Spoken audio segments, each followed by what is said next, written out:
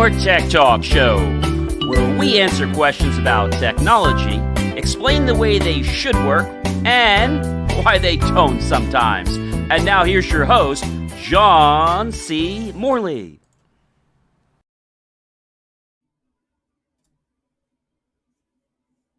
Well, hey, everybody. Welcome once again to the J. Moore Tech Talk Show.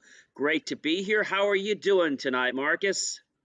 I'm doing outstanding, John. It's great to be back another great Friday night.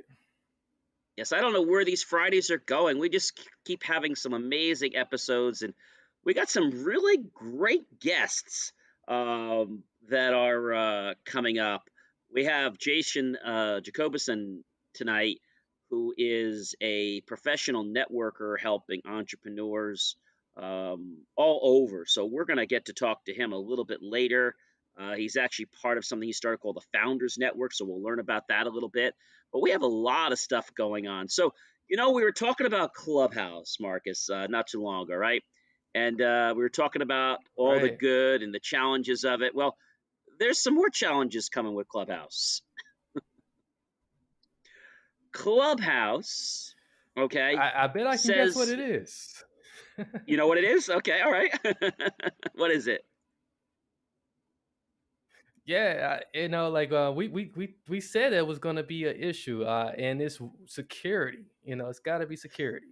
You're 100% right. Well, I should have bet on that. We should have bet $1 billion on that, Marcus. Yeah. Agora, Yeah. uh, who is actually part of Clubhouse, claims that they don't store audio. Now, Mm, this is very interesting because Agora is headquartered in the U.S. and in China, which makes them bound by the cybersecurity law. So they're saying that Clubhouse doesn't store any audio, but Clubhouse does store audio temporarily in the United States. Now, because yeah. Agora is headquartered in China, this is going to pose some pretty interesting privacy concerns. But I think I called this, didn't I? Yeah, you did. Yeah, man, I swear, if we was betting on some type of news line, you would have got all the money. People need to take my advice. I mean, I know I'm not this person has billions of followers yet, but I have some insights to what's going on in our world, and this just takes me back to when I spoke for Harvard and Yale, and I did the talk "Minor and Major Inconveniences of Y2K." Our world wasn't going to stop, Marcus, as we know it. It was just going to have some inconveniences, and that's exactly what happened. People couldn't access their money, they couldn't get their medication, computers couldn't bill properly, they showed they had less money in the bank, all kinds of little annoyances. But that's all it did. The world didn't stop. Nobody died, right? But Exactly. so Clubhouse is supposedly taking this very seriously, or so they say. They're going to start putting encryptions in to block pings from China's server. And this is due to research from our good friends at Stanford that actually found the vulnerabilities. Now, Clubhouse is not really released for China at this point, and I can imagine Mm. why. But if they do release in China, that's going to become even more of a pickle. Oh yeah. So your And I'm just information, wondering. Yeah. yes. Yeah, I'm just wondering with the potential release in China, you know, are we're gonna have some conflicting information coming from Clubhouse at some point? Well, I think it's going to eventually release in China, and here's why. Agora is headquartered in China. Right. So I'm sure they're going to want to roll it out there. But now, can we trust what they're going to do with the information? So your information, now they haven't said how long, but your information is held temporarily. They don't tell us how long temporarily is. It's not 2 minutes. Yeah. and it's not 20 minutes. It could be temporarily a day, temporarily 2 days, temporarily 3 days, hey, temporarily a week, maybe temporarily a month. We really don't know.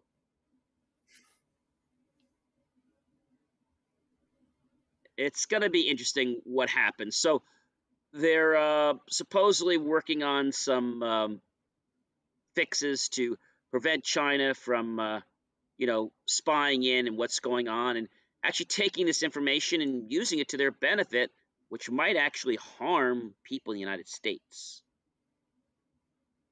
So it's a big It cybersecurity will. concern. It is. Yeah, definitely. And the more people that's getting locked on this platform, the the more you got the potential for somebody to be one of those bad actors that we know and that we are familiar with. Yeah, exactly. And they're not the kind that work for Disney or Time Warner. Not at all. Yeah, they might Oh, have been but fired from I there, knew but Clubhouse it was didn't work for them. exactly. Yeah. I knew Clubhouse was going to be a challenge. I don't think Clubhouse is going to be ready for release. I could be wrong till the end of the year. We'll have to see. But if they're just having security issues now in February, when are they going to be really certain that they've gotten the bugs all out and that security is really assured? I don't think we're going to know right away. No. Might be a few months till they discover. And again, Stanford was the one that discovered this. We'll have to keep an eye on Clubhouse. I think there's a lot of interesting developments that are going to surface throughout this year and next year as well. But on a lighter note, have you ever taken the subway before, or MTA, or one of those mass transit, subway trains? Yeah, I had the opportunity to do so when I was visiting out east. Now, imagine this. You get on the MTA. Now, we all know how they changed the person who used to get on that horrible speaker or loudmouth device. And basically, because that's what it was a loudmouth device. It was terrible. It wasn't really even a megaphone. It was like so distorted. You couldn't Right. even hear the Hmm. number. You thought it sounded like this street or Park Street. You had to kind of, is that it? Let me just get off just to make sure because I don't want to miss my stop. And it was terrible. Well, they finally fixed that a few years ago, and they had professional recordings done that actually made it that you could hear not only the number but the stop. And it's so clear that there's no way you could misinterpret your stop. Plus, you can even see it on the little LED screen. So they really made some major Oh, improvements. But during the pandemic, people are not paying attention, right? They're just doing whatever the heck they want. right. And people sometimes are fickle creatures, right? They do what they want to do. And I always say people do two things, at least most of America. They do things to avoid pain and gain pleasure. However, sometimes that's at other people's costs, which shouldn't be. So, how do you get people that don't want to follow instructions? Something like, wearing your mask fully over your mouth and nose when you're on the MTA subway trains. How do you get people to do that? Well, they actually hired Whoopi Goldberg, Jerry Seinfeld, and Cameron. And what they all have in common, as you're probably wanting to know, is they're all New York's famous, as we'll call it, Oscar award winners to be the Yeah. voice of safety when you get on the MTA railroad trains and subways. I'll tell you something. First time I heard them, because obviously I'm not on the subway, but I was able to play them online. They're very attention-getting. You just can't avoid Whoopi Goldberg or Jerry Seinfeld for that matter. No, not at Cameron all. either. There's just a very distinct quality to each of them. And, just the way Whoopi talks is like, so, you want to keep it safe, you're going to put that on your mouth. It's like, and she's not like being nasty, but just like she has this real spark to her that makes her voice not Yeah. annoying, but something you just gotta pay attention to. And when Jerry Seinfeld talks, oh my gosh, he just starts with things, and it could be something very simple as you go into the dry cleaners. And he'll say something to you like, well, I had a spot on those pants. Okay, we'll try to get the spot out for you. Okay, well, please do, because I have a very important date this weekend, and I really don't want to be embarrassed because my slacks have stains on them. Yeah, we got you, Mr. Sample. We got you. He comes back to the cleaners. I'm just giving you an example, and he says, you know, there's still spots on my slacks. Back comes I don't see any spots. Well, but there's spots on my slacks. I mean, I'm not trying to be a pain in the ass to you, but there's still a spot on my. I mean, Mira, do you see a spot on the pit? George, can you come over here a second? Can you see? Is there a spot? Yeah, there's definitely a spot. He says a spot. I said spot. She says a spot. All right, we'll do it again. Comes back to, but you're getting the idea. So now you come back another Yeah, time, exactly. and they're all here again, and we're looking because I don't want to bring them back to you. I don't even want to cause you a problem. But all I'm saying is, I'm not going to be too very, very happy if I take that bag off and I see a spot on those pants. No, Mr. Seinfeld. We worked on the pants. Because I hope so. Takes the bag off the pants. There's still a spot on the pants. Oh, no, Mr. Seinfeld. There's no spot on the pants. Well, what do you call that? Well, that is a patch. A patch? A patch. It's a very nice patch. Well, why is there a patch where my spot was? And I'm making this whole thing up, but you get the idea. And he comes back, and let's say they'll say, I need to talk to the spotter. Yeah, Spotter comes exactly. out front.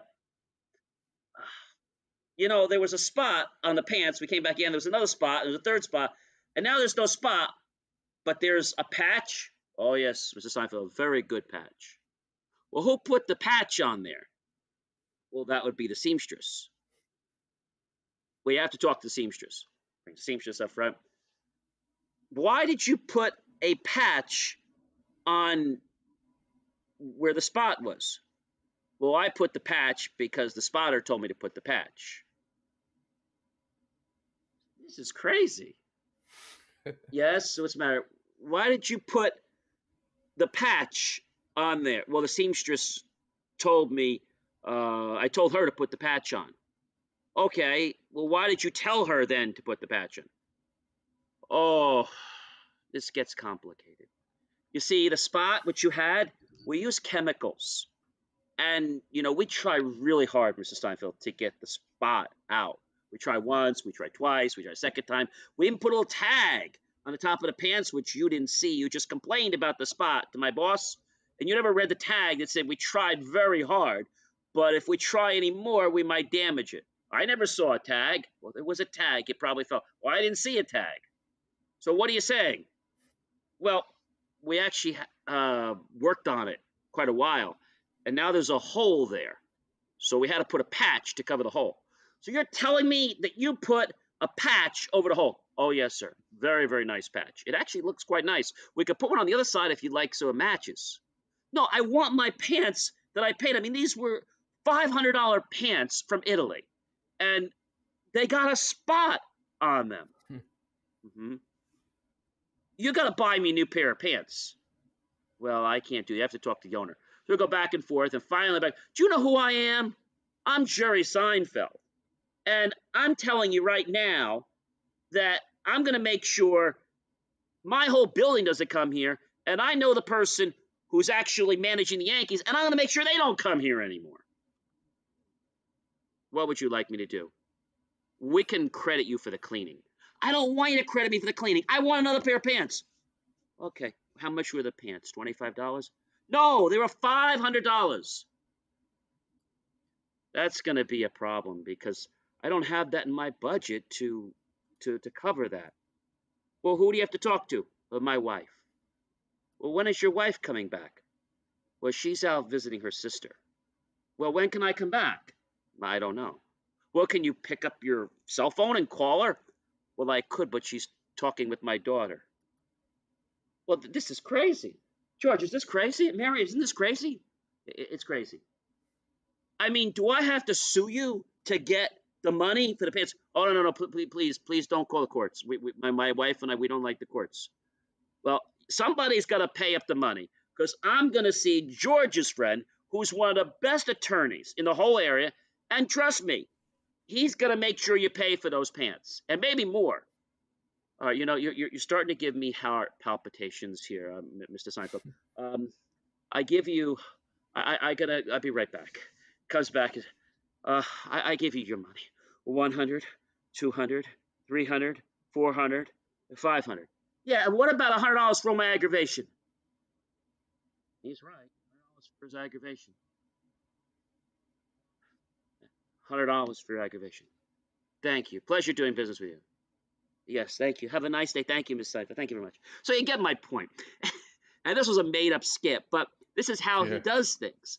Everything he talks about becomes this entire issue. And I can guarantee you for that lunch, that dinner, and the rest of the meals for that week, he's going to be talking about those pants to everybody. Which cleaner did you go to? Well, I don't really want to,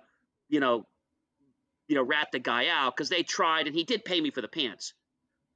Was it on the street? Yeah, it was the guy on the street. Well, which one? There's only 2 cleaners. Well, it was on the corner. Well, they're both on the corner. Oh, well, was it the Chinese guy or was it the Spanish guy? It was the Chinese guy. I knew it. I never want to bring him anything. He lost my wife's dress, and then my daughter had a prom, and they couldn't find it. And then my daughter-in-law, they brought the wedding gown. It was almost $100,000, and they couldn't find it. That's the guy. Oh, I tell you, these people, why do they even stay in business? But you get my point. So something like that obviously held your attention. And if you're on the subway and somebody's telling you, when you're getting on a subway, just put your mask on. Make sure it covers your nose and your whole face, your mouth, and everything. We don't want to put one on either, but let's just do what's right. It's good for everyone else. All right? And then when you get off the train, you can take the darn thing off. All right? But just put it on right now. Thanks so much. I appreciate it. And you get it. So that's going to catch somebody's attention, isn't it? Yeah, we don't usually do comedy. So that's there's no extra charge for comedy.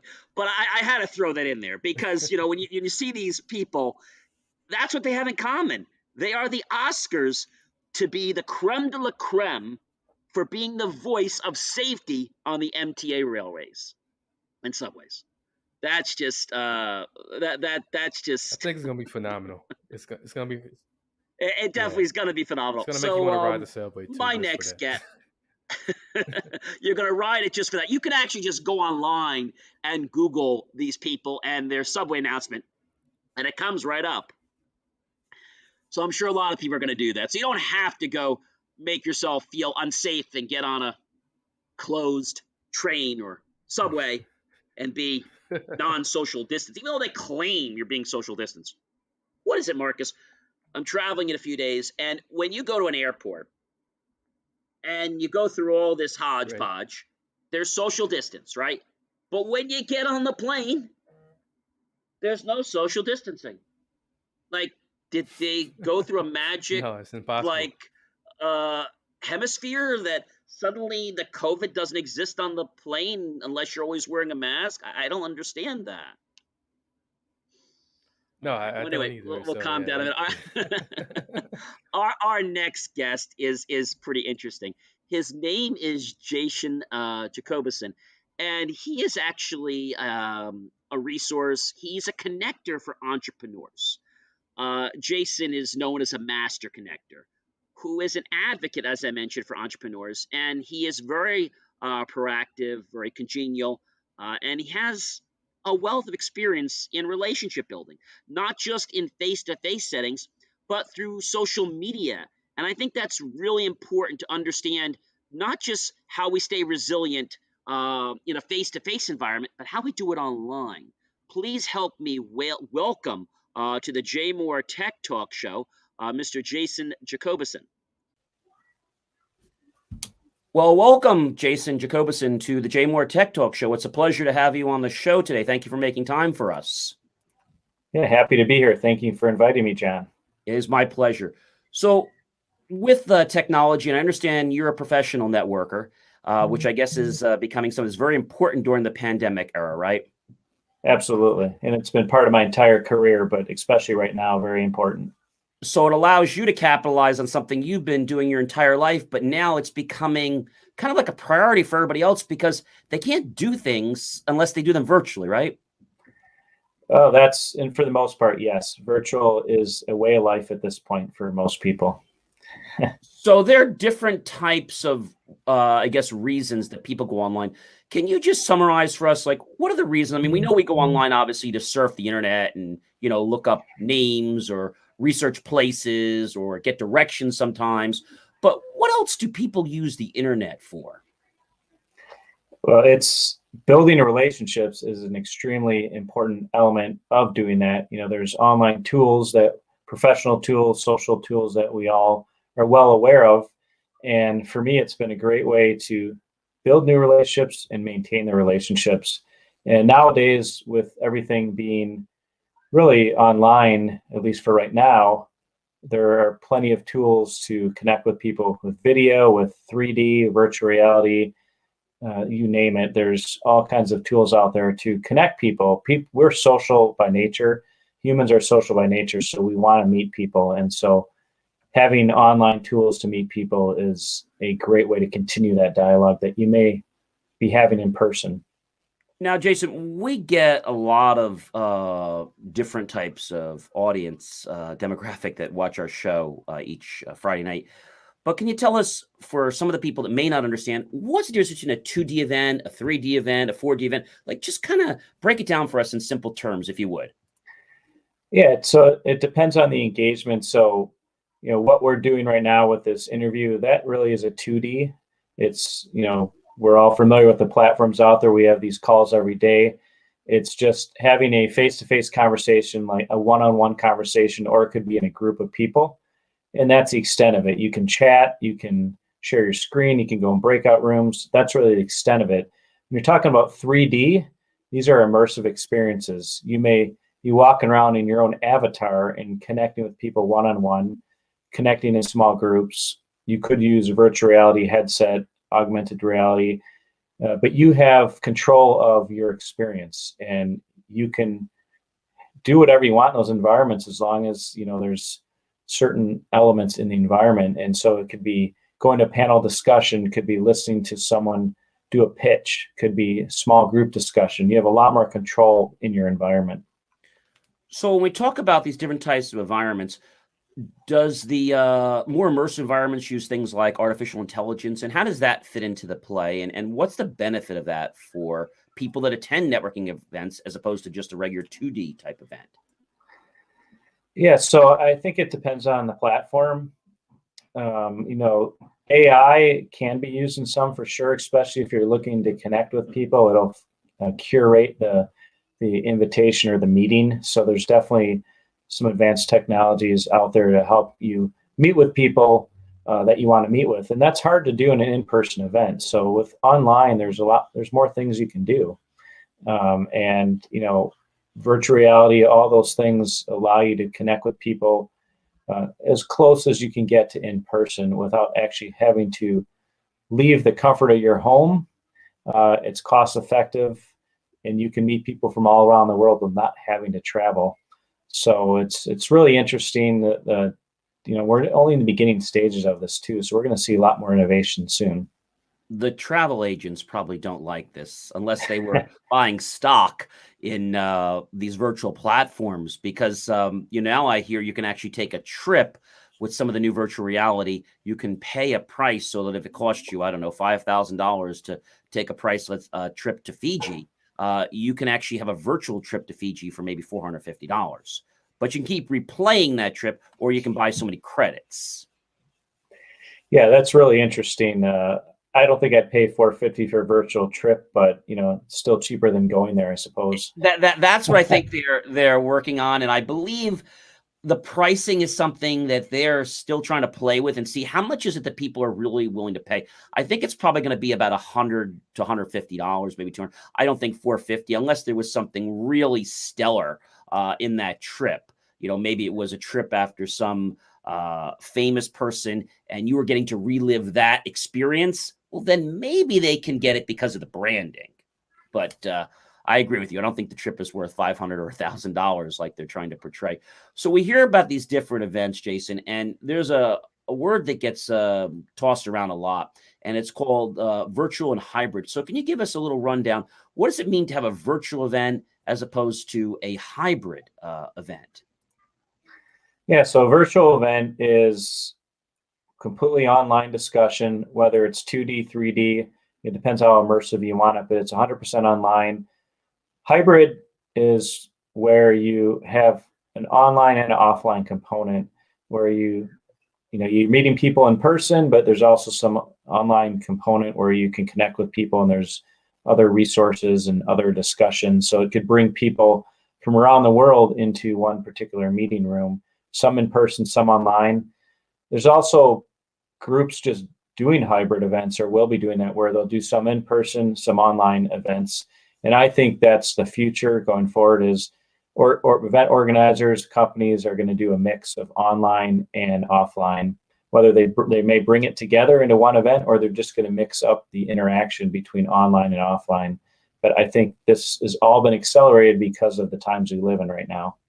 It's going to give us the best of both worlds, right? Because the people that could normally not attend an event, let's say in Las Vegas or something like that, they can actually go online and basically get the same experience. They can go to a virtual booth. I've been to several of them, and it's pretty amazing how you can actually interact. The problem that I always see, Jason, is that a lot of the people running the events don't understand that when it's a virtual event, you still have to staff it just like you do a regular event. Yeah, you're absolutely right. Now, the costs should go down with a virtual event. No travel expenses. You don't have to rent out a room or anything like that. But you still want to have people there to welcome guests in, to understand and teach them how the technology works. Now, some of these platforms have, we'll call them chat bots or avatar bots that will give you tips along the way. But you still want to have people guiding the attendees on what to do. You definitely don't need as much staff. Now, I think it depends on the size. There are conferences going online now that probably still have dozens, if not hundreds, of staff to organize everything. I think you need to have almost what I call a run through of the event.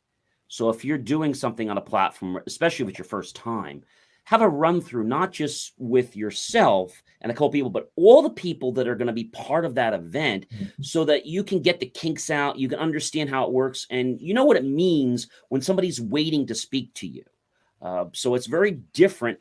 But I think if you're not tech savvy for that, and somebody that's coming to this event, whether they're technically savvy or not, it gives a very bad impression that you don't know what you're doing. Yeah, I absolutely agree. And the 3D virtual events that I've been hosting over the last year, we do that. We do a walkthrough with the sponsors and the startups that are pitching there.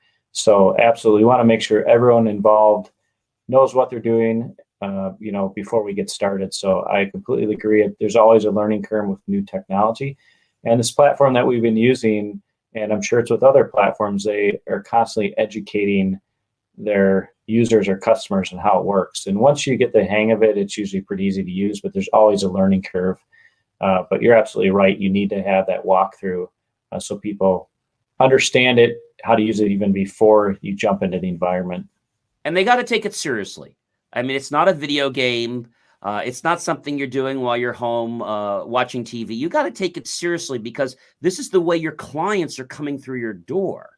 And just like your website or any type of communication you have, you need to realize that you got to greet that client the same way you'd want to greet them with a red carpet at your office or at your home when you have people visit you. You got to treat them the same way. But it's just a different understanding to how to do that. Now, we're both entrepreneurs, and what would you say is the magic to helping people connect, and what's the right way to network? Because a lot of people I know just don't know how to network. You don't go on a platform and network. There's a little more to it than that. It's not like just saying, okay, I sell this and I'm cheaper than everybody else and this is what I do, and you just push your agenda. So what do you have to say about that, Jason? Yeah, I mean, it's extremely important to build relationships. Networking is not transactional, it's relationship building. So my entire career, I've been a relationship builder, and I always find out how I can help people before I ask for anything. So I find out what their needs are, who they want to meet, and I open up my network and connect people together. And I rarely ask for anything, but when I am looking for something, people are open to helping me. And I connect people almost every day together, so I stay fresh in people's minds. And that allows me to build the network that's allowed me to really build my career. It's kind of very similar to one of the reasons we started this show not too long ago. And for those of you that don't know, we started this show over 5 years ago. And we started it just as a little tiny online audio only show. And it was going pretty well. We took calls and stuff like that. And then we actually expanded to 38 states. We became a national show. But then an interesting thing happened. We had an advertiser call us and ask to buy an ad. So what did we do? We gave him the person that handles the advertising for the station, the syndicate. Thought we were doing a great job, not knowing that they were going to pay $3.5 million, not to us, but to the radio station. And guess what they did? They bought out our time slot on Prime Thursday nights, 9 to 10 p.m. We lost our show.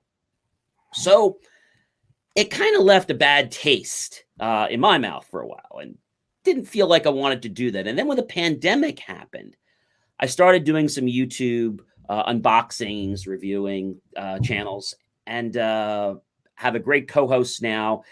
And the thing that was important to me was that I wanted to bring the show back because I want to interview great people like yourself, and I wanted to give value.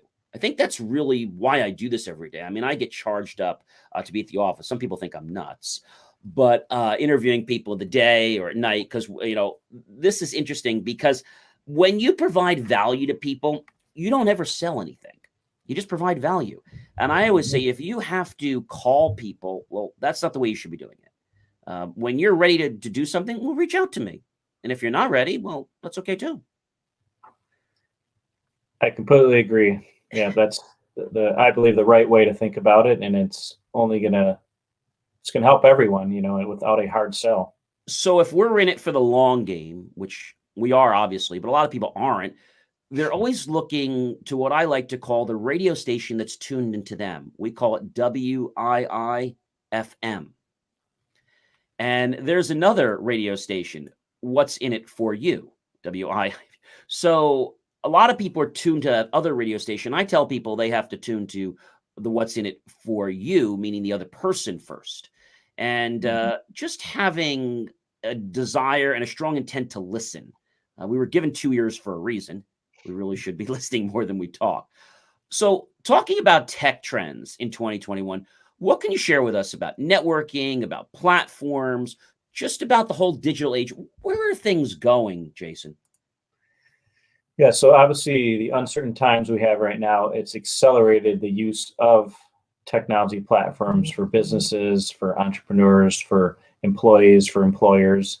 It's just the future of work is a very hot topic these days, which can encompass virtual events, HR tech, business connectivity tools between employers and employees, communication tools.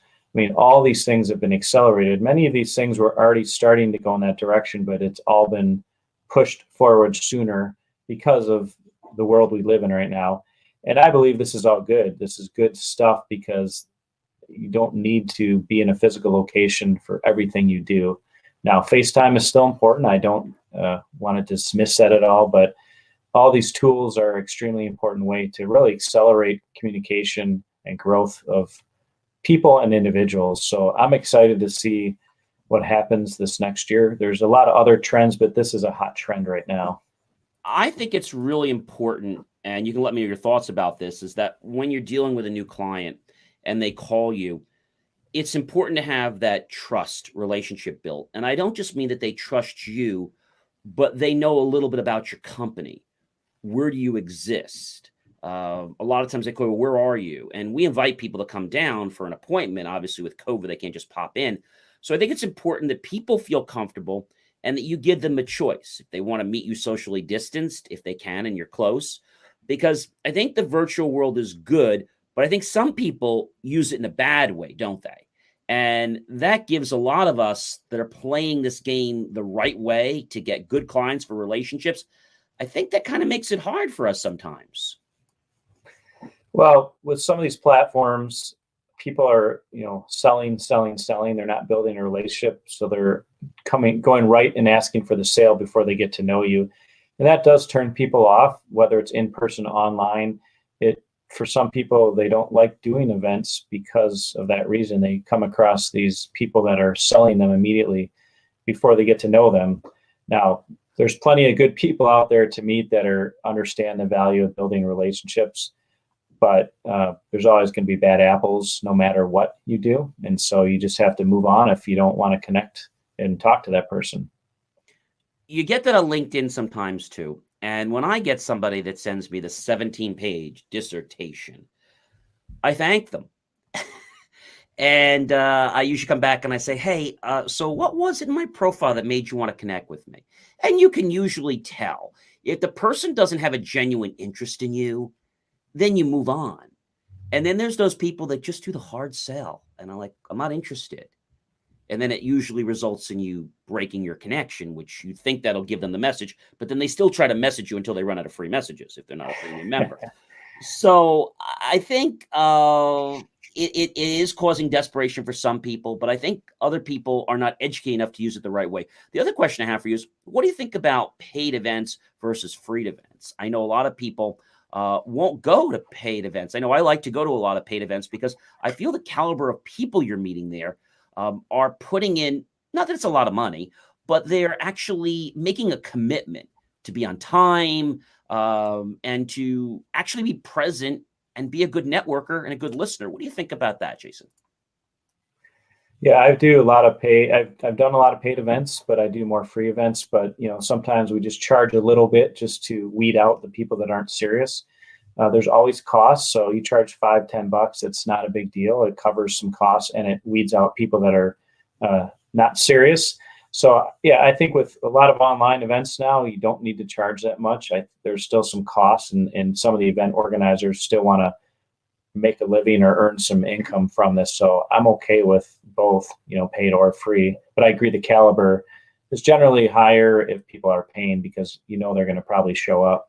And it's not like you're asking them for a lot. You're usually asking for $8-10 or something like that. Sometimes there's events that are a little bit more because they offer some value, or they have tiers where you can pay for different things. Like there's a seminar. Just like if you went in person, you would pay for a seminar for an extra, benefit or something.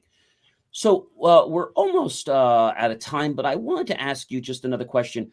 What would you like to leave our viewers with tonight? I mean, is there something that you want everyone to take home tonight about networking, about virtual events? What would you like to put in everyone's mind before we say goodbye tonight? Yeah, relationship building is a process. It takes time to get to meet people.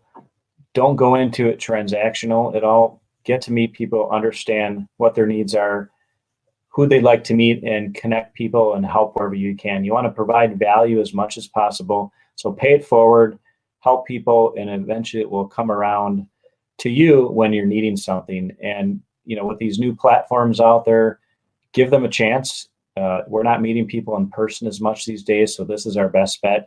There's a lot of great platforms out there, great ways to engage with people. I've met some great people during this pandemic using these platforms. So definitely don't use this time as a reason not to meet people. You should always be building your network and your relationships. It's a continual process. And I think something else too, Jason, that when you go to these platforms, it's important to dress the way you'd go if you're going to an event. You don't have to wear a jacket and tie, but you see some people that they're not dressed right. They have a T-shirt, or the famous one is, well, I don't have to wear pants because it's a virtual event.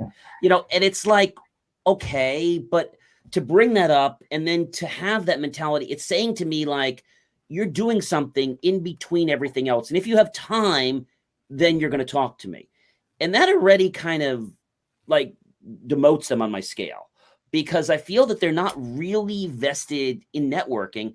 They're just doing this while their wife's making dinner, or while their kids are finishing a virtual learning session and they don't have to babysit them. That's what I get out of it. So I think people need to prepare before they attend these events. What do you think about that?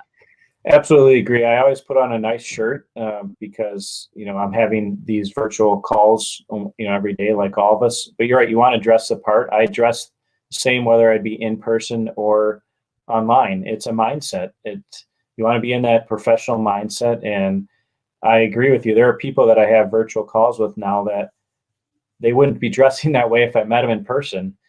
So it surprises me. And I think some people are taking this to be extra casual.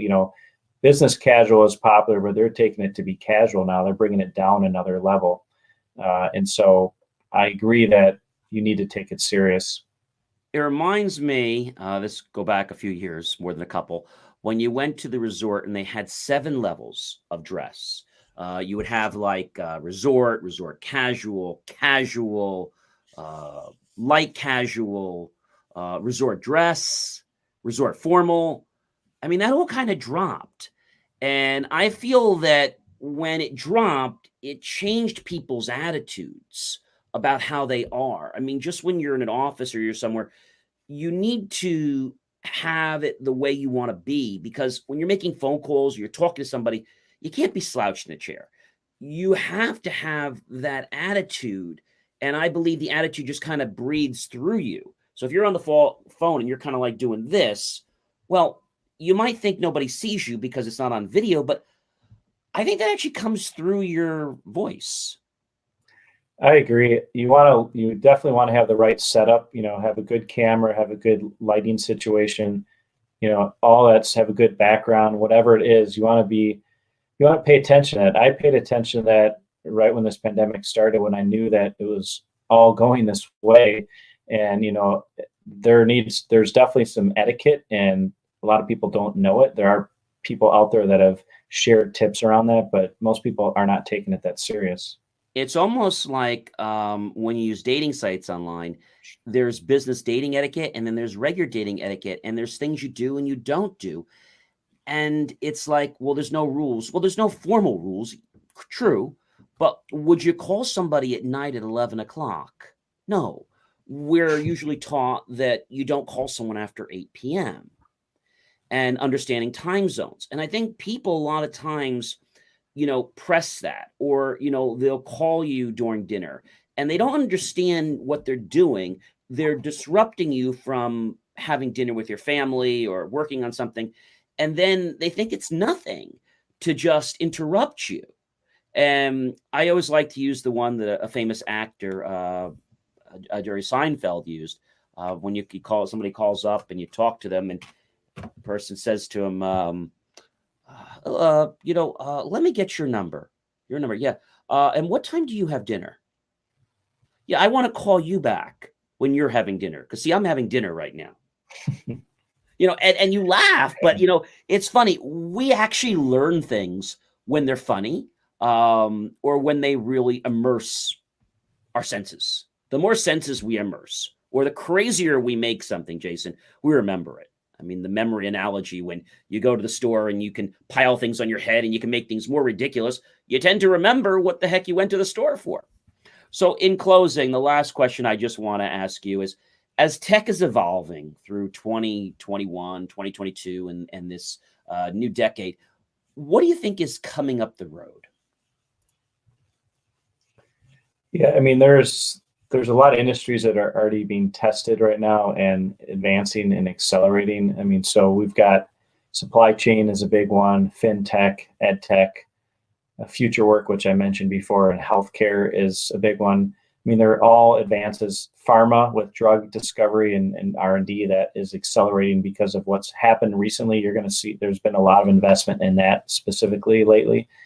And so everyone's being strained and everyone is evolving and adjusting to this new way of doing things. And it's a good thing because this stuff was in process. So you're going to see all kinds of industries being, crypto is big right now again, and blockchain, some of these technologies have been around for a while, but I think this year, a lot of this is going to go to the next level. And it's just, there's a lot of investment and a lot of people starting companies. I think COVID really lit a fire under everybody, not because they wanted it, but it happened and it forced people to react. Most people don't know this about themselves, but your body is trained to keep you safe every day. It's not trained to make you successful. You have to do that yourself and build those programs. Your body is meant to retract you so you don't get hurt, you don't get harmed. And so that it's just like it doesn't want to push the envelope. So that's why we have to rewrite a lot of those programs in our mind. But, you mentioned something about blockchain, and I can't help but ask you another question. So a lot of people are losing money in blockchain, $140 billion. But before I go into that, when you talked about the tech space, we had a little side note last week on the show, or actually a few weeks ago, where we talked about the technology for home healthcare. There's a device now you can buy. It's probably about this big. And there's one adapter on it that basically you can hold against your head and it'll take your forehead temperature. Big deal. But it also, with another adapter, can actually operate as a stethoscope. Another one it can use as a scope for your ear, another one for your nose, another one for your mouth. Now you're saying, well, what's all this going to do? Well, it goes through a secure network, supposedly, and your remote doctor is going to use it. My big concern is how we're securing and encrypting this information, because there's no governance out there right now. And my other question is that blockchain, I think, is good, but I'm concerned when it comes to finances in blockchain. I think it should be used more as a validation service, but not something that we store our money in. Well, so home healthcare definitely is growing. Telehealth, there's a lot of advancements and acceleration of that. Some companies that had home healthcare services are now doing telemedicine. I mean, that is a growing trend, and it's here to stay. Previously, a fund I was involved in, a venture capital fund, we invested in a company in that space, and they accelerated their telehealth during this time. So you're going to see a lot of that. Blockchain, crypto. I mean, people have made lots of money lately in crypto and Bitcoin, but blockchain is really the underlying technology behind all that. And blockchain is, it does offer, a verification, and it does have a somewhat of a trail, but it's hitting every industry, and so I think people have to be more comfortable with it. But some of the big companies are now investing in it, big banks and other large financial institutions. So once that people are comfortable that they're putting a lot of money into that and making sure that these systems are secure, I think that's the future. I mean, there's so much money being put into it, and it's still, I believe, in the early stages, but everyone will feel more comfortable about it as time goes on. But there's definitely security with all that stuff. I mean, everything can be hacked, I suppose, at some point, but there's always a level. We remember WEP, the wireless encryption privacy, which was garbage. I mean, a 12-year-old could basically hack that in a matter of 20 or 30 minutes with a program they downloaded for free. And then we went to WPA and WPA2, WPA3, and then we have the higher level for corporations.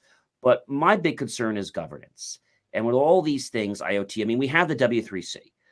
Most people don't know, but Google has their own chip, or they say it's their own chip. It's really not. They kind of built it, but they actually weren't the ones that came up with the idea. It came up through the W3C consortium, saying that no device should be trusted. And more companies are using that technology now. But I think we really have to worry about setting a standard, like in the Internet of Things, a security of governance. What do you think about that? Because I'm concerned about all this information out there. Like, I won't have an Alexa in my home or one of those Google Voice. I just won't do it. I don't trust the information. I don't trust that, even though it's on edge computing, distributed computing, I believe it's going to a container. And the best way to explain this to you is if we had a bucket of water and we were all drinking that bucket of water, well, there could be germs if one of us had a cold or something. But let's say that I was to put a filter in there and we each were drinking from filtered water. Will that be fine? That's not happening right now when we talk about how distributed processing is working. Well, yeah, I mean, there's so much going on out there. I mean, some of these platforms, social platforms can follow you around, where they follow you around between your mobile phone, your computer. You see ads that maybe you looked on your phone or online, you're seeing stuff everywhere. I mean, so it just depends on your level of security and comfort. There are plenty of people that use those in-home devices. I have a few in my house. Information is out there regardless. And I don't feel like, me personally, I've been impacted, at least that I'm not aware of. So I think it just depends on how comfortable you are. And every time you buy something, most of your information's out there. So I think it just depends on what happens with that information. But yeah, I think there probably will be some more government oversight on some of these things. And some of the big tech companies are also trying to add more oversight as well and governance, but it's going to take time, I think. We need a consortium built. I mean, the W3C was built years and years ago. And the classic example I always go back to, Jason, is there was a doll probably about less than a year ago, maybe around that time. The doll was given to his daughter. They played with the doll. Everything was fine for a week or two. And the doll would do things like, play a song, play a game, say you're nice, you're my friend, all these very innocent things. And then within a week or two, the doll was hacked. Now, the kid didn't know the doll was hacked. And now this doll is asking, I'm just going to make up the name. Let's say her name was Megan. Megan, so what's your full name, Megan? And where do you live? Where do you go to school? And are your parents home now? And do they work late every night? And how about your grandparents? You have anybody that watches you? Or who are your friends? What do you like to do?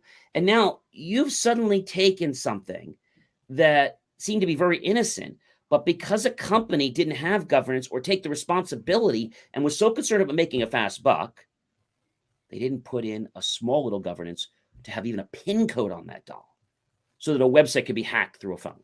It's not Apple's fault. Apple just paired the phone with the doll. But maybe Apple should be saying, hey, if there's an app out there and it talks to a device, well, it needs to have a 6-digit PIN code or we're not going to allow it.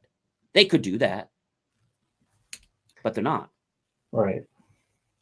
So I think right now it doesn't become a problem, unfortunately, until somebody gets hurt or until it causes a real issue or becomes a lawsuit. That's what I always tell people. When that happens, then it seems like everybody wants to suddenly solve the problem that either hurts somebody or compromise someone. I mean, that's when we all kind of respond. But there's so many things, I guess, going to evolve in the next decade as we move forward. And again, in summary, I guess there's lots of networking opportunities for people. What would you say, Jason, is the wrong way to network so that people know what they shouldn't be doing? Well, I mentioned it a little bit before. Don't try to sell your product or service on the first interaction with someone. Get them to know you, and they will want to buy from you at some point if they like you, trust you, and feel comfortable about you. They're buying from you, not your company. And so just realize it's a long-term process. You're building these relationships, and over time, you'll build value on both sides. You'll get introductions, and but don't be aggressive. Just be very thoughtful and try to help people wherever you can. But it is a long-term process. And, I encourage you to try different ways to meet people, different events, whether online, in person, but be open-minded to try to meet new people and, expand your network, because you never know when these people could be valuable for your personal or business life in general, or and your brand.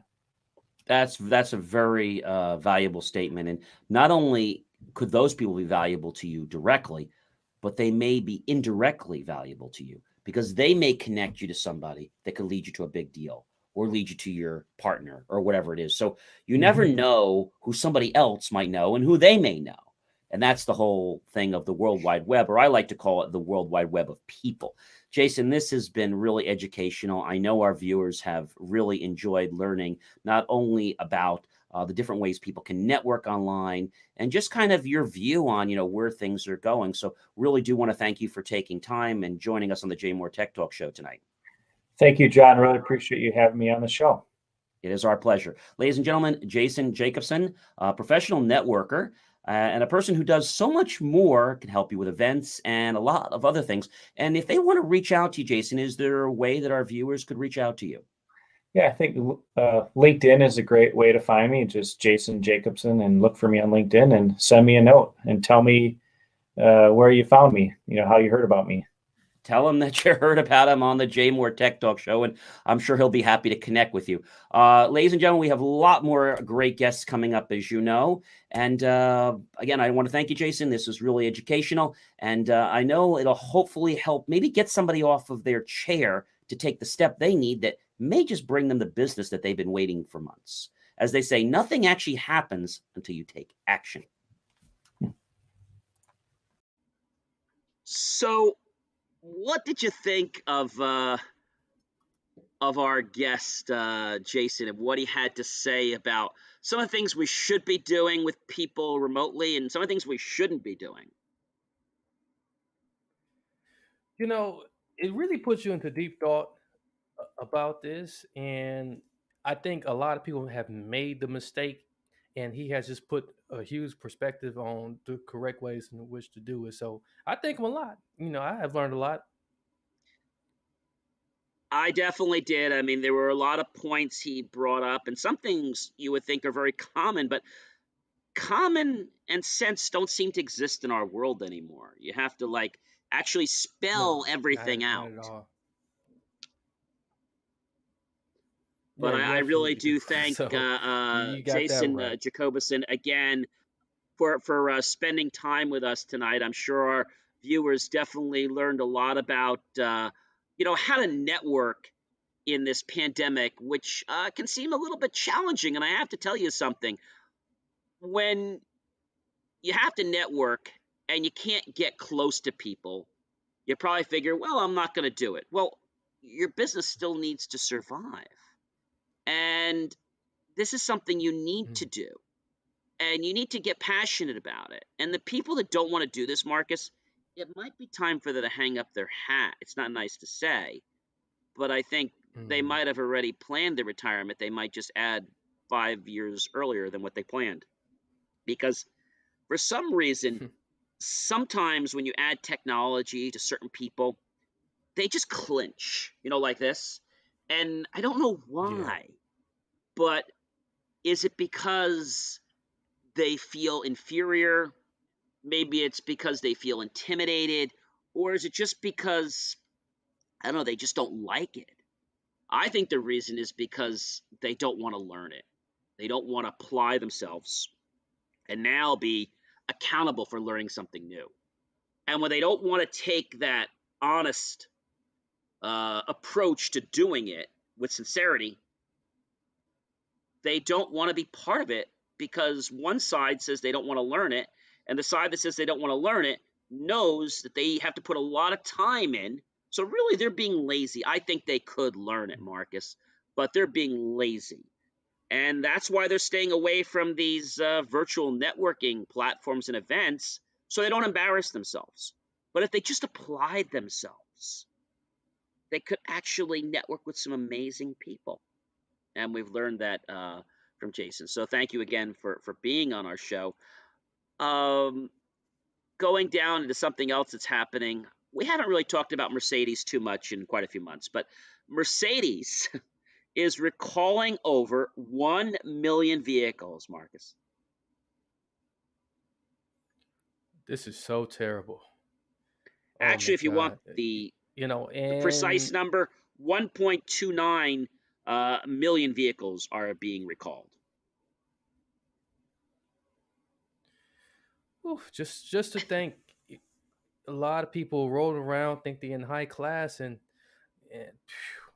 they need some work done. It doesn't matter whether you have a Honda, whether you have a Jaguar, an Acura, a Land Rover, a Ford, or a Rolls Royce. If they have a recall, well, then you can't be driving them, can you? No, you can't. If it's unsafe, it's unsafe, and they're going to get it recalled. That's the fact of the matter. So, what I want you to understand is that this recall is pretty serious.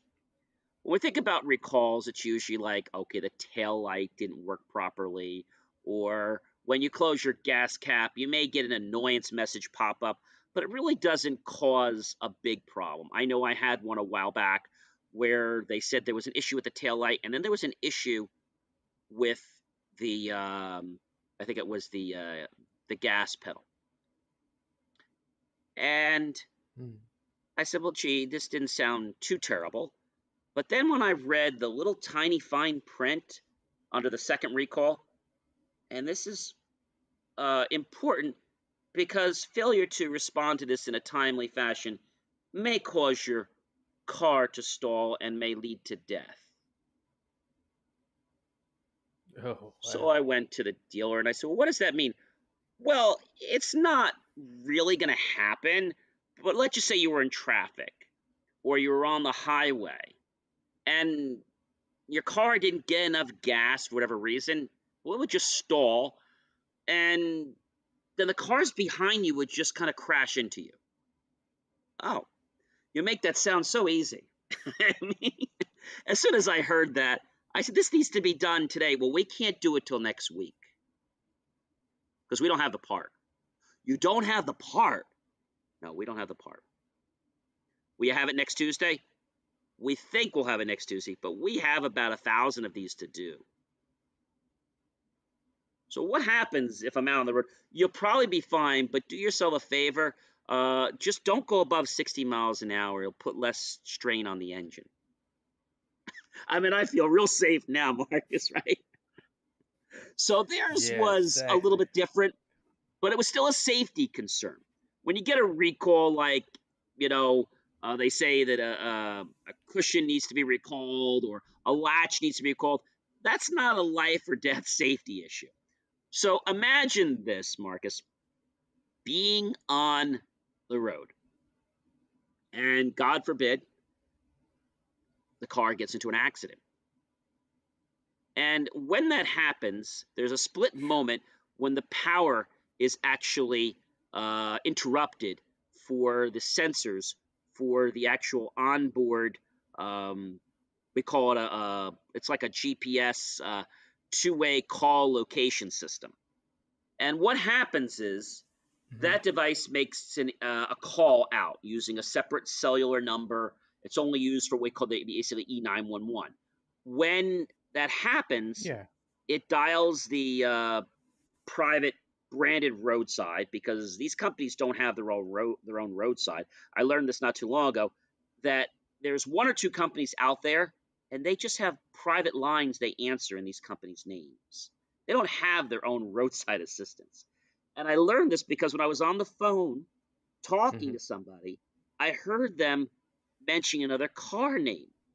And I said, wow, I said, you guys do that too? They said, oh, yeah, we do all the cars. Said, well, how do you do all the cars when you're just for Mercedes or just for Acura, whoever it was? And oh, well, you see, we're just one company, and we just answer the phone different ways depending on what line rings. But yet they brand it, and they charge you all this extra money saying it's an exclusive service with the car. But imagine that device getting the wait time. That's exactly right. Yeah. So this device gets tripped. It makes a call very similar to a cell phone, because that's what it is.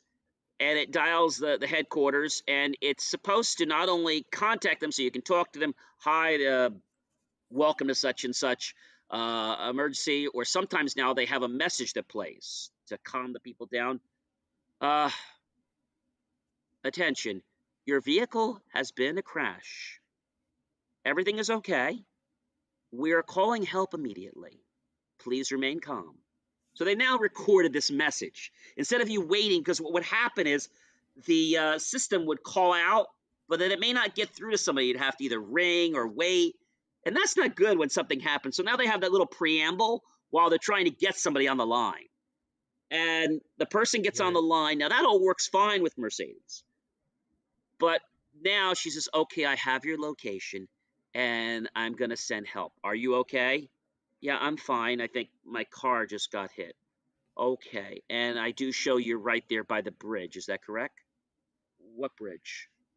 Well, you're right there on Goffle next to the bridge. No, I'm not anywhere near a bridge. I'm actually in Pennsylvania, by the zoo. Oh, hang on a minute.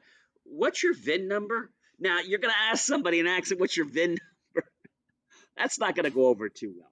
So the problem is their electronic notification system is sending out either no information or wrong information.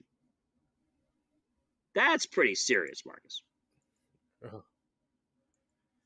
Yeah, it is. Now, in case you're wondering, God forbid, what lucky cars this happens to. What's that, Marcus? It's God forbid, that anything happens. You're pretty much out of luck.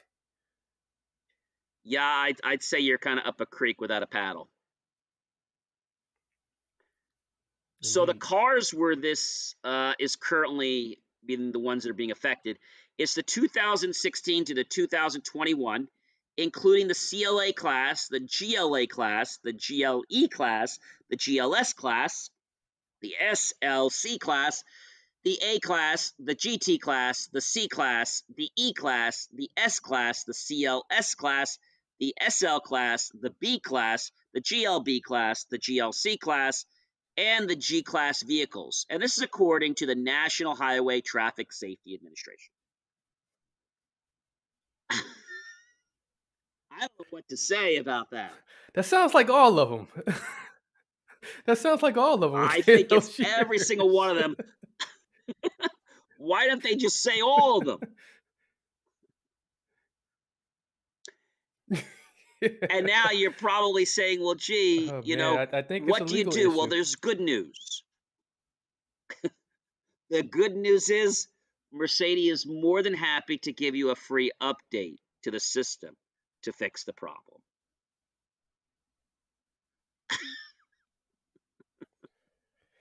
Well, I would imagine they're going to fix it for free with a free update, Marcus.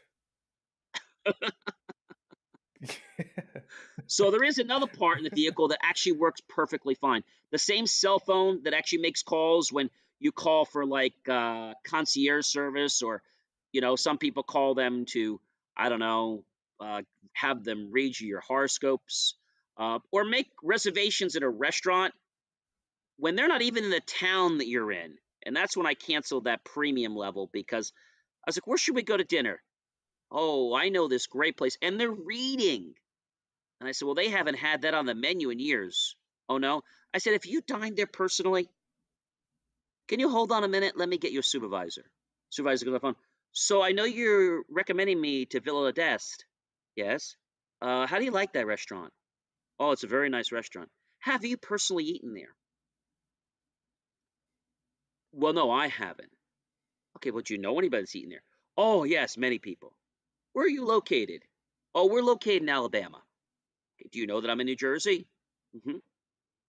Okay, so how are you recommending a restaurant from Alabama when I'm in New Jersey? Oh, no, this is a very good restaurant, sir. Yeah, but you're reading a script.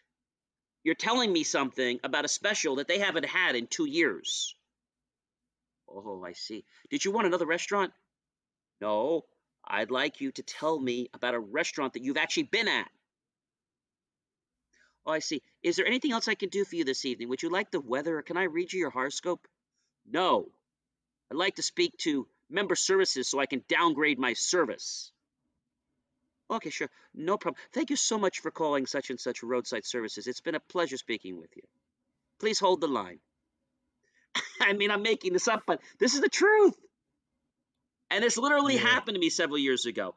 They have the free plan where you get the ability to track your vehicle and know things about the statistics, the miles, and all that good stuff, and things that may be wrong with the vehicle. And that's free for the time of your car pretty much for a few years.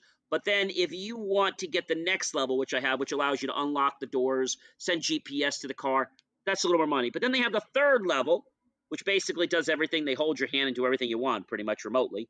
They'll read you a book if you want. Not really, but they do all these things, and then they try to act like a concierge. They'll even buy tickets for you. And then when you ask them, where am I sitting? Am I going to be on the ice? Oh, I'm not really sure. I don't have a picture of that. Well, am I at least near the goal? Well, you're by a window. Well, do you know, like, how close I am to the ice? Not sure on that one. So why the heck would I even have this service? Well, we have your credit card already on file, and we can just bill it to you, and it'll be waiting for you, and we'll call when you get there. I mean, how stupid are we, Marcus? I don't think we're that stupid. But apparently that they have found a way to try to get over on people, and this has been going on for years with this service. You're right, and the auto manufacturer, in this case, Mercedes, said, and I quote, they were unaware of it, and they would provide a free software update. Some other interesting news in routers. In 2019, Mercedes-Benz in Europe investigated an incident where the automatic, they call it an e-call system, provided incorrect positioning for its vehicle. The company found other situations where an incorrect vehicle position was relayed.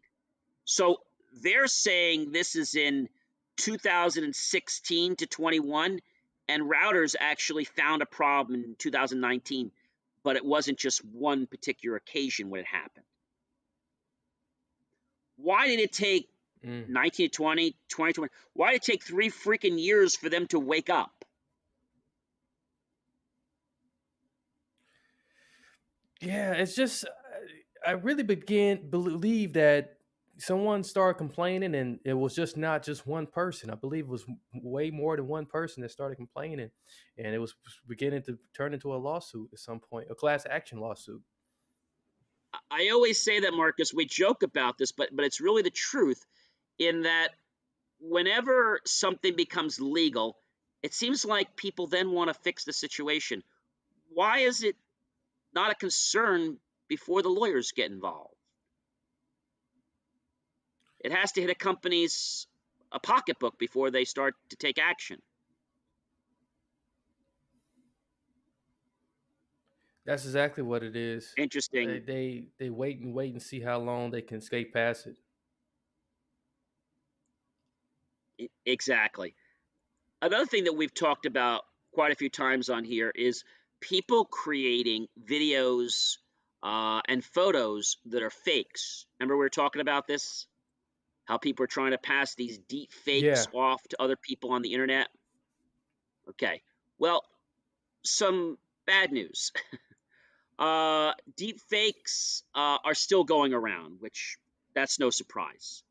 The WACV, which stands for Workshop on Applications for Computer Vision, has recently been able to show that those bad actors, the people we know oh so well, they're inserting adversarial points into each video frame. And guess what that does? What do you think that does, Marcus? I can only guess that it may just further instigate the issue at hand. So that's what I can suspect. It actually causes the response when they're doing things to actually be able to pass these fakes.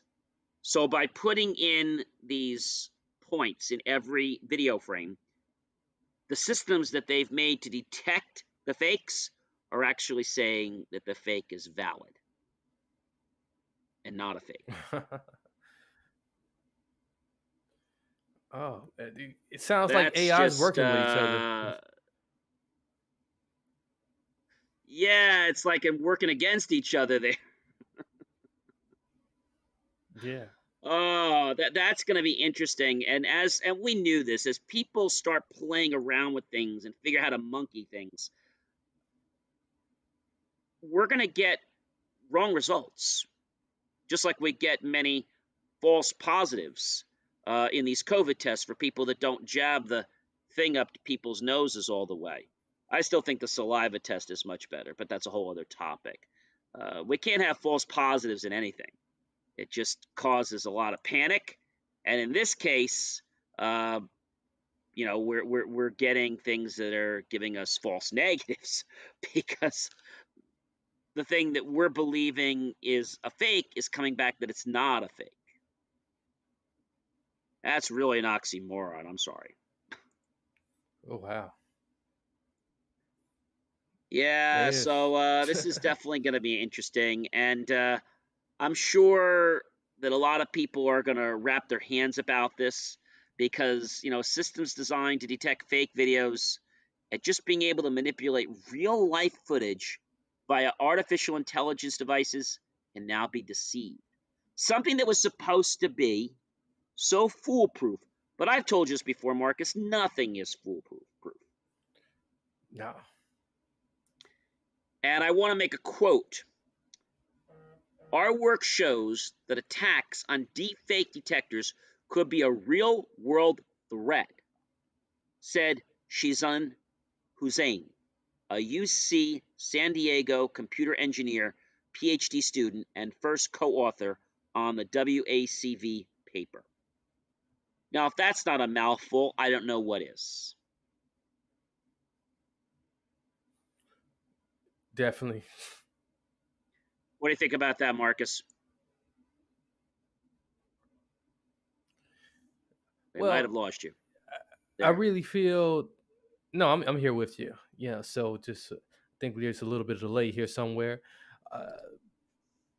But going back to what you were saying though, uh, if if we don't develop a way to uh, just, I guess, not even develop a way, but we have to realize that like uh, nothing's going to be 100% perfect with these things that's being rolled out. I think you're on the right track when you said develop. Yeah, I think we need to develop a standard so that we can put things through their paces and see if they're going to fail. Just like the COVID vaccines, a lot of them are going to fail. We need something we can put these through, like a test that could be like a stress test. I mean, a long time ago when they were building computers, they used to stress test them for a long period of time to simulate hours of usage. Now they don't do that so much anymore. But you would actually simulate so many hours of usage by No, putting stress it's tests on the too much computer, on reliability. the hard drives and memory. Yep. So I think right now people, again, Marcus, they're at the forefront just trying to make a fast buck. They really don't care about people or technology. Yeah. They just want to dump things on the market and get paid for them. That's what I think the issue is. All right. In lighter news, Yeah, that's definitely an issue. we've talked about drones before, many times, and there's something really exciting that is happening in the drone market. It is the first they call it an FPV, and it's going to launch by March, and that stands for, it's another one of these acronyms, right? First person view drone. Have you ever heard of that before? Yeah, I heard of it. So um, I'm looking forward to making sure that like it's definitely gonna be safe. Well, I think what they're trying to show us in this is that first person view means that they're going to be able to control a drone as if you're sitting in the drone. So first-person view means, if we compare it to the latter way of controlling drones, we would operate them by looking up in the sky at the drone through remote control. Now you're going to have a little mini screen, and you're going to be able to look at the screen and see where the drone is by looking at the screen, not by looking at where it is in the air. Mhm. And I'm sure it's going to inflate the cost of drones. Absolutely. But Anything I added wonder, is considered extra. though, how accurate they're going to be in showing positioning, because they're supposed to not only show you positioning, but literally give you numbers on location, depths, and all kinds of altitudes. I wonder how reliable it's going to be. My guess is it's probably not going to be very reliable for a while, because remember, this is the first release of this. Yeah, every first release gets an update. What do you think on that, Marcus? As we know. It's going to be very interesting, and we'll just have to kind of see what happens. So, our friends at Google, they're updating basically the iOS for the YouTube app. This is the first update, Marcus, since December. Isn't that crazy? That is. They have to continue to The first update. I mean, but right.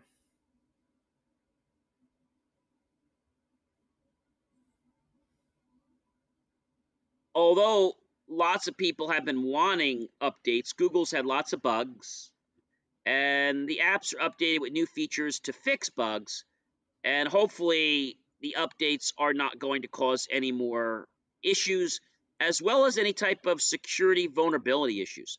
I think that's my biggest concern, Marcus. Are they really doing their due diligence when they're putting these updates out there? Or are they just throwing something out just because somebody thinks it's a good idea? I think companies like Google is going to get better at this because they already been in hot water before. So I think they're going to continue to improve in this way. So you mean you don't think they're going to want to just sit in hot water like I would in a hot tub? No, they're going to want to get out? Yeah, they want to get out. So, Slate Star Codex was shut down abruptly last year. This is very interesting.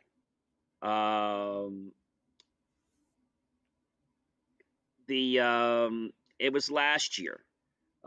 Basically, it was a writer behind the Slate Star Codex, a blog, and it was abruptly shut down, claiming a forthcoming story from the New York Times was going to reveal his real name and potentially put him in danger. The reporter, Cade Metz, said that he was able to easily find the blogger's real name, Scott Siskind, online after a farewell post on the blog. Now, Metz says he and his editor were harassed online by its angry fans. And the Slate Star Codex and the philosophical views made it so popular that it was existing for such a long time. So it was very interesting, but really perplexing many people to why they wanted it shut down. And I'm guessing that maybe, Marcus, they were sharing information that they just didn't want getting out to the public. He was telling some truths. Yeah, that's what it is. That's exactly what it is.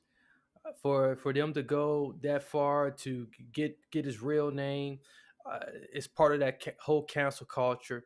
If there's something that another person doesn't like about you, or you're saying something that they don't like, they'll get rid of you. Well, we were talking about this just the other day, a friend of mine. In a lot of countries, whether it be our country or other countries, we all have rights. But if you do go above a certain channel, those rights can be, how can I say, nullified, because they'll claim that it's a cybersecurity threat. We've seen people, Marcus, in other countries literally have their banks just emptied because they have imposed a fine on them. And the fine actually matched the amount of money that was in their account. Isn't that interesting? That is very interesting. So I like to think we always have fair people at play, but I don't think that exists. And I think that's why in this world, if you're going to do something, you need to make sure that what you're doing is something that's not going to be controversial. Of course, we have issues, with the IoT and the privacy, and everybody knows about that. That's mainstream. But if you start deciding to, dig a skeleton up in a closet that's 100 years old, you're looking for trouble. They always say, let sleeping dogs lay. I think this is a perfect example, because what was he gaining by getting this information out there? What was his real benefit? I don't think anybody really benefited from what he was saying, but I think it was more of an ego trip, that he knew something, and it was kind of like I don't want to use the word, but an FU type of thing, where he basically was like, oh, I know this stuff, and I'm a hot shot, and that's what it was. It wasn't really to help people. It was basically to say, I'm a hot shot.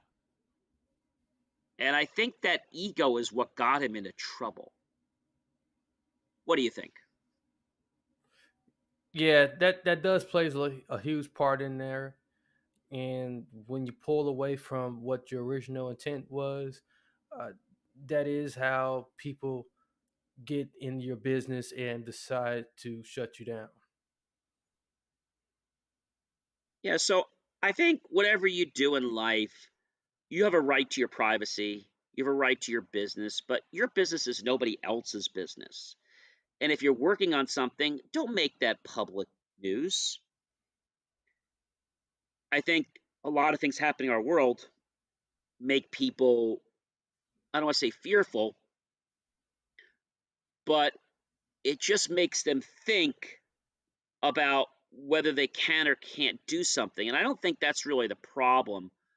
The issue comes when you affect national security, or you take a political figure, whether that be someone in our highest office of the country to someone who's just a local office person. And you and I have talked about this before. When you get all up in even your local political people, they don't like their junk being messed with. They get very territorial, don't they? Oh, yes, they do. You're not Yes, they really do. This trying is to very harm true. or hurt them. It's just that they feel threatened by you for some reason. Maybe you're going to expose a truth. And a lot of times a person's not trying to do anything wrong intentionally, but does something that puts that person in a bad light because now they've exposed them for something they've been trying to hide for years. That's what I've noticed, Marcus. You're on the right track here, and you really helping people to see the bigger picture about this thing. And for the matter of fact, the people have to be more careful here. I couldn't agree with you more. Let's talk about our friends Microsoft. We haven't talked about them in a while. So Microsoft's Edge, which I'm not a big fan of, extension Mhm. is been known to store a hosted illegal copy of Sonic and Mario Kart 64, the video games. So this just really opens up my eyes, because the fact that this is going on just, befuddles me. And Microsoft's Edge extension store hosting these illegal copies of Mario 64, Super Mario Brothers, Sonic the Hedgehog 2, Pac-Man, Tetris, Cut the Rope, and even Microsoft's own smash hit, Minecraft. Now, the developers on the titles weren't Microsoft, as you probably, and Nintendo, or any other recognizable game developer, meaning that these games were definitely not official copies and therefore counterfeit. Several hours Oh, after wow. this was detected, yes, and the story has gone live, all but only one game was still left on the site. They had seen a lot of things happen, but just to know that all but one game beyond the site had been removed. They had seen another Sonic game, another Mario game, a couple of Pac-Man games, and a variety of copies of 2048, Flappy Birds, Fruit Ninja, Temple Run, but they aren't there anymore.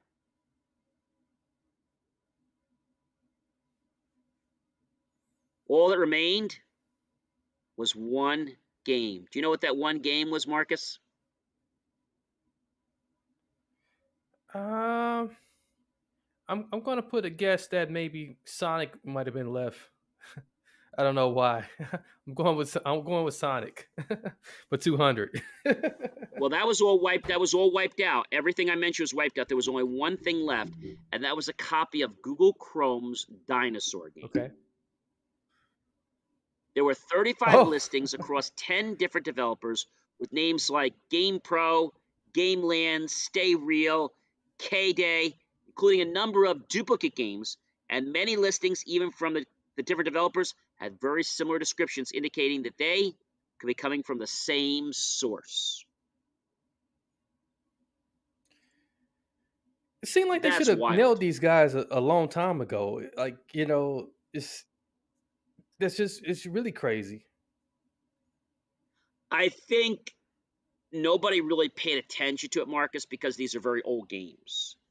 If this was a game that was, mainstream today, I think they would have kicked their rears into court pretty fast. But because these were old games, nobody was really paying that much attention to them.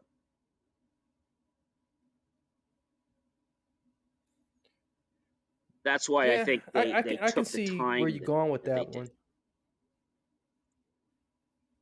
I'm not saying it's right, but they probably figured it's just not worth, their time.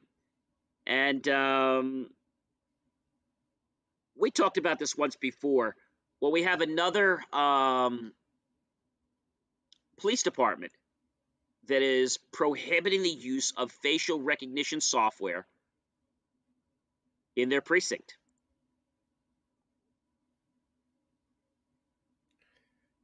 Yeah, there's a lot of just bias with the facial recognition. It's not 100% perfect, and there's a lot of things that go into it.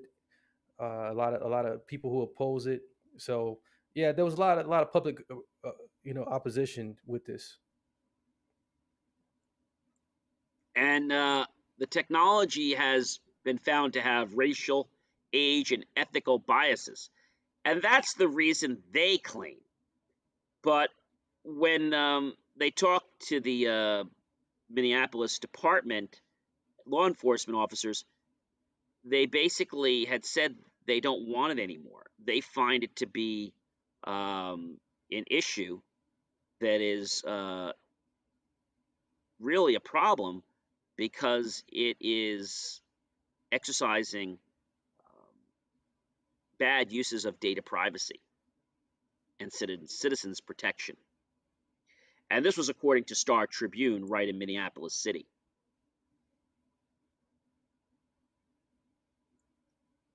Now that's interesting. What do you think about that? That's also another thing to consider there. When you snagging up like faces just out of the blue, and you don't know what's going on with the data. Another security vulnerability to point out there. So I think something has to be developed soon, Marcus, because our world is just crying out for protection. There was a lady, you might have seen the article a while back, when she said to the person on the phone, "Well, you mean if I say the wrong words on the phone, they're going to wiretap me?" And then a picture right next to her. So I need a recipe for my family this weekend that has pumpkin bread. Hello, wiretap.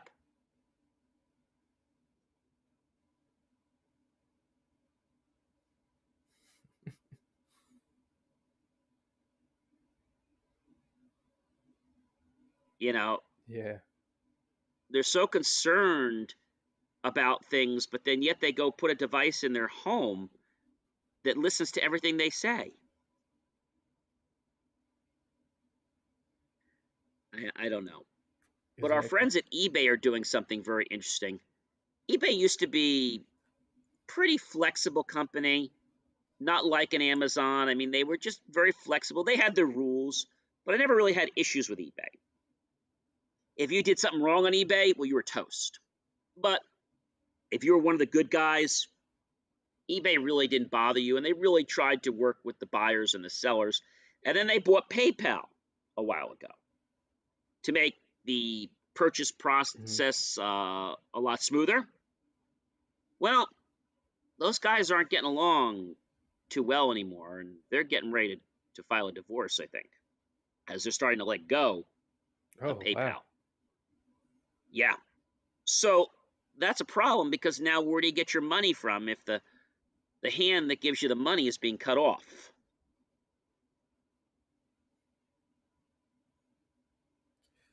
Yeah, so everybody's going to So have to get a eBay bank is now account, it changing its looks like. policy.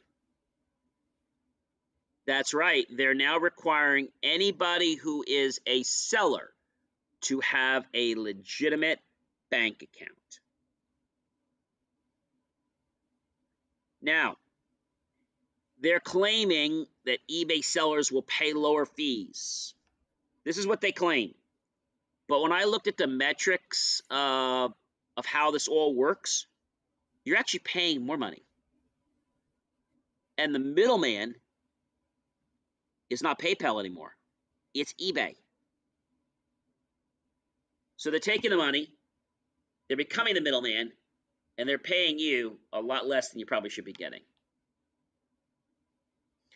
They may not be, I'm going to say, the same as PayPal, but I think they're pretty close.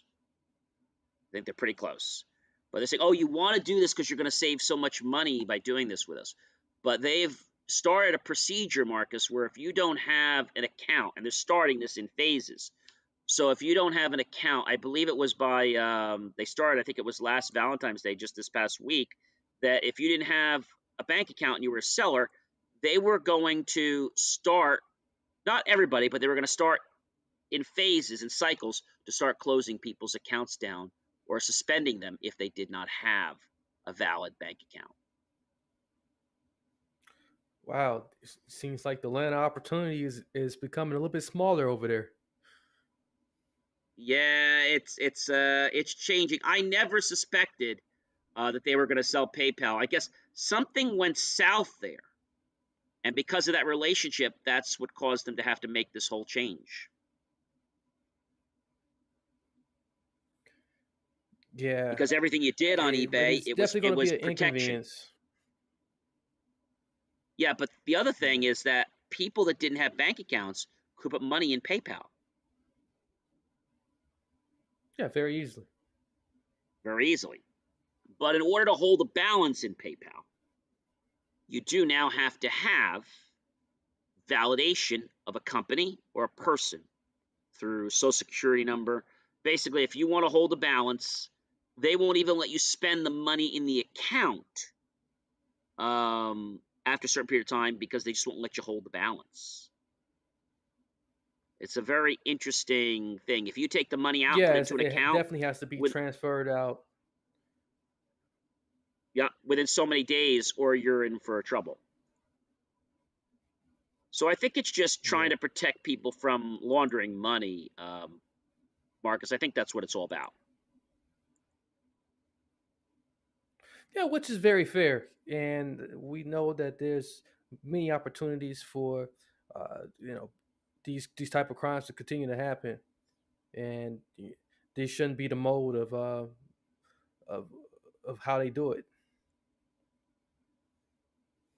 I agree with you 100%.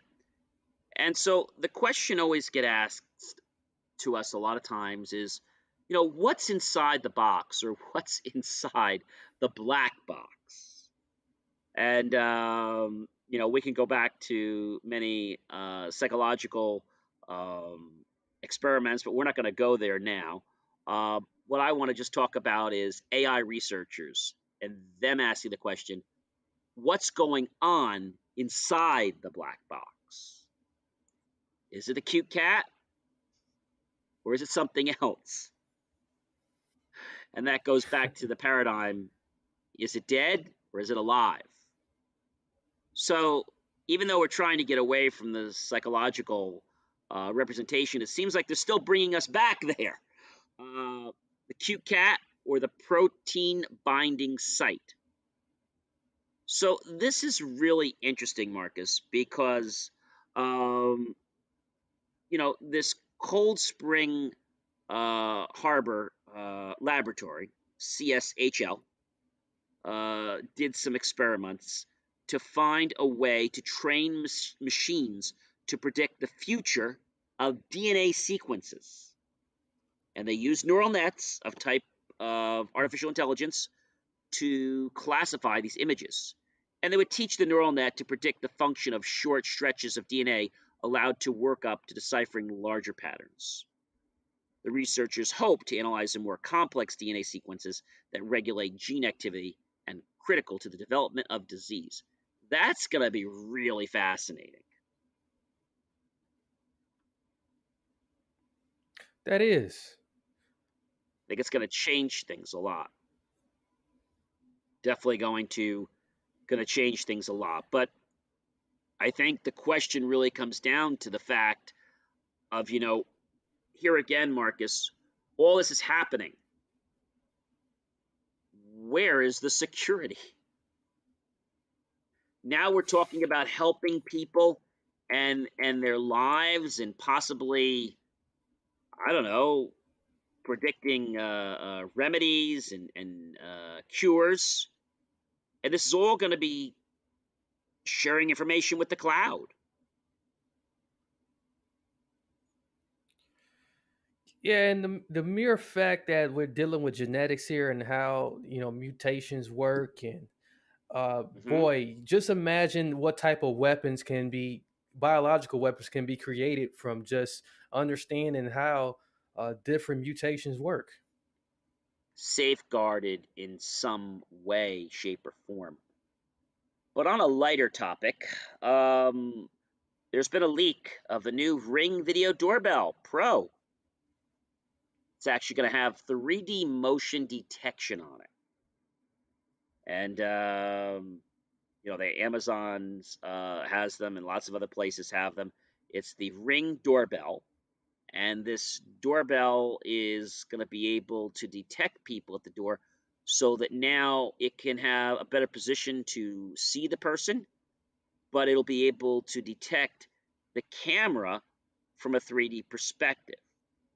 And the new device is just a little bit bigger. It's actually, if we compare it, the new doorbell it's a little bit shorter, but it is wider.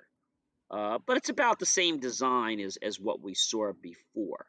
And this is going to be, very, very interesting that now the doorbell is going to be able to pick up people from different perspectives. So you don't have to have the doorbell mounted at a place that might not give you the best video. So I think that's going to be good. And it's going to have higher than 1080p.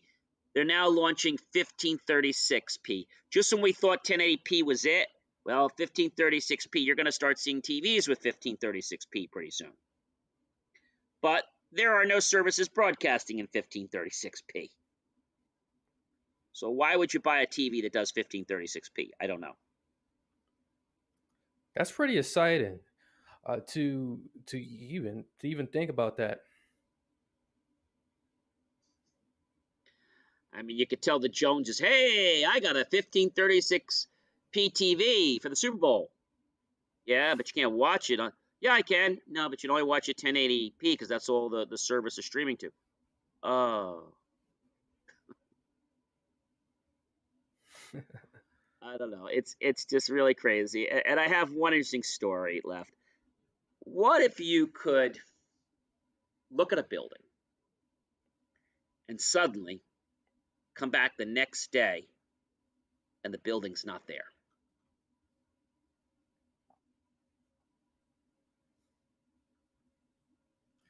What would you think Oh, about that? that would be very weird.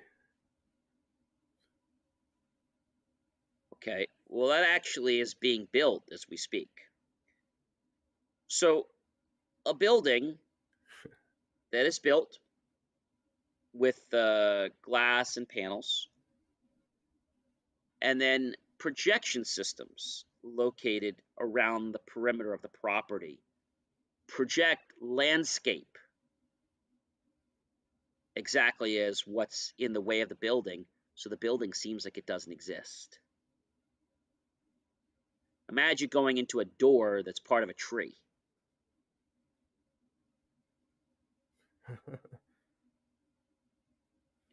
Sounds But like there brand is new a little bit stealth of a conundrum. technology. Yes, and they're actually doing this in Europe. Those projectors, I bet, are going to cost a few pennies.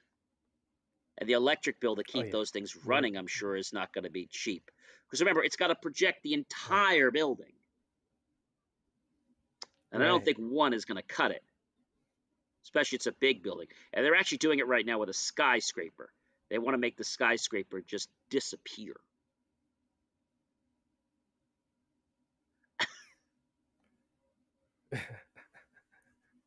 Can you see the problem that's going to happen with that? Yeah, there's a couple of safety issues with this. Yeah, the big one is, well, let's think about a plane, because it may not actually see the building. And the second is birds are going to fly right into the building because it's going to look like it's just open air. But it is going to accomplish the concept of making the building invisible. And that's what they're building, the first invisible skyscraper. I'm not sure if I'm really for the idea. Definitely I good think it's luck with neat, that. but I don't think I want my building to be invisible.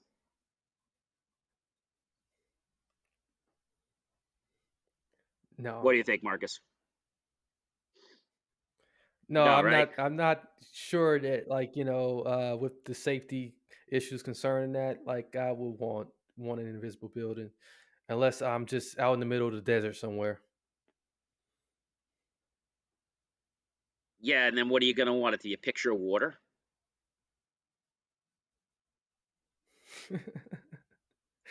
Yeah. It'll be a mirage. Yeah. Right. Oh boy. Well, listen. Next week, we have another great guest coming on.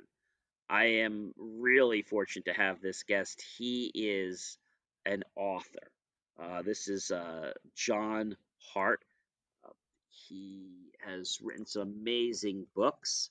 He's actually gotten the Edgar Award. He creates novels that are somewhat raw, they're tender, they're brutal, and they're very exquisite.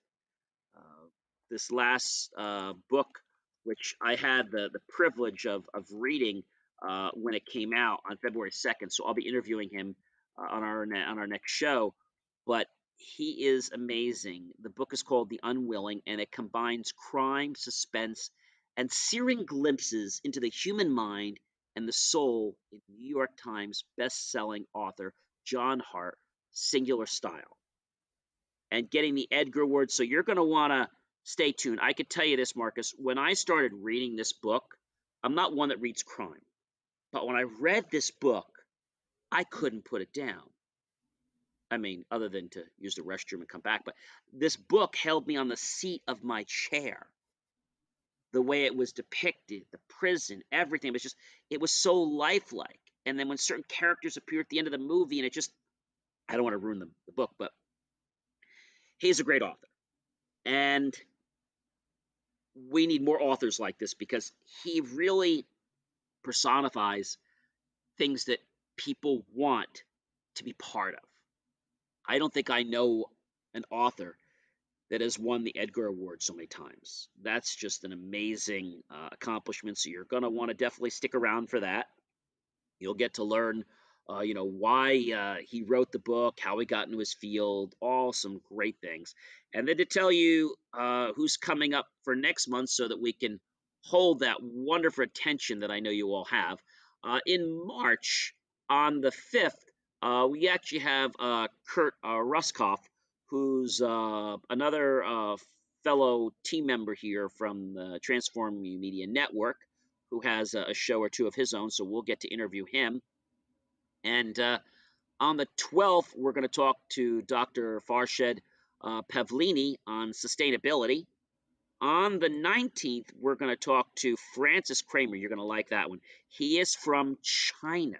Now, originally, he was from Germany, but he then went to China, got a job as a salesperson, but that's one of the lowest jobs you can have in China.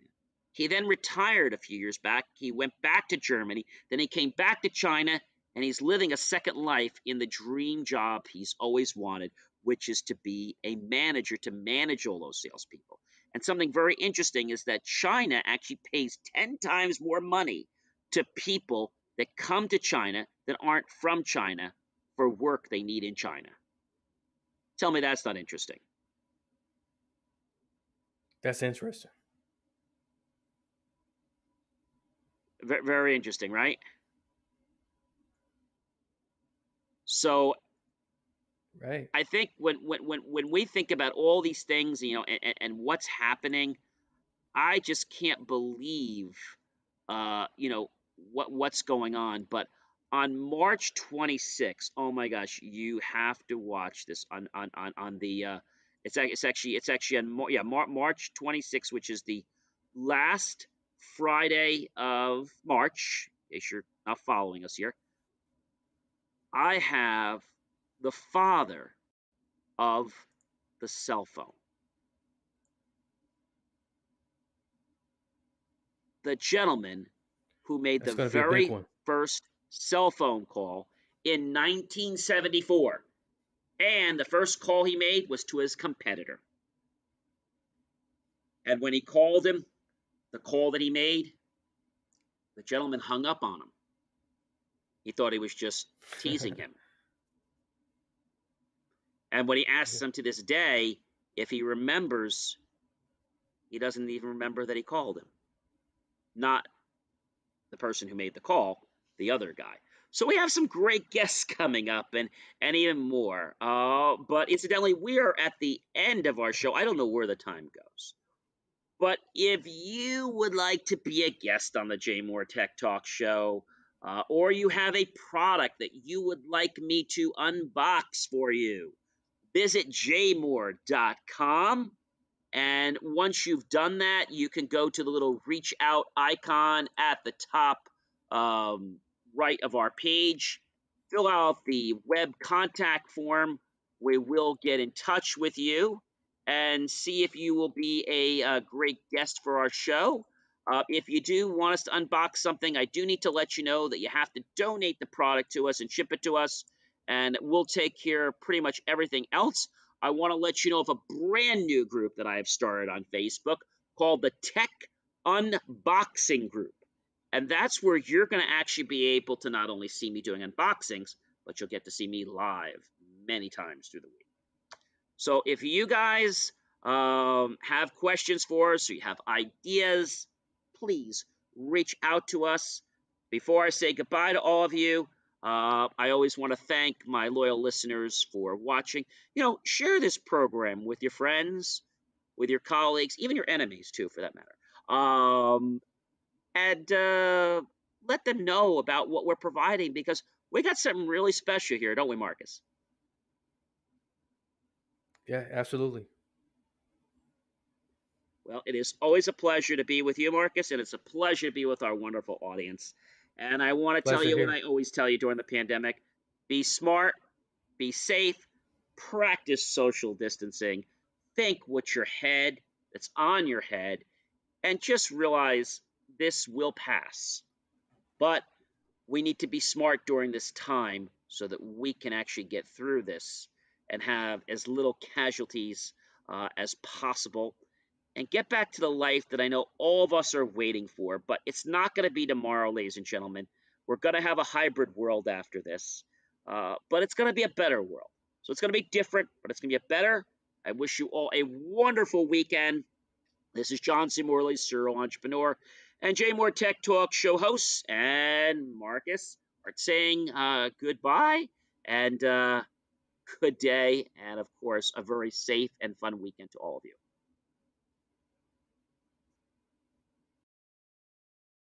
Thank you for tuning in to the Jay Moore Weekly Technology Show, where we answer your questions about how technology is supposed to work and sometimes why you have challenges getting it to work that way.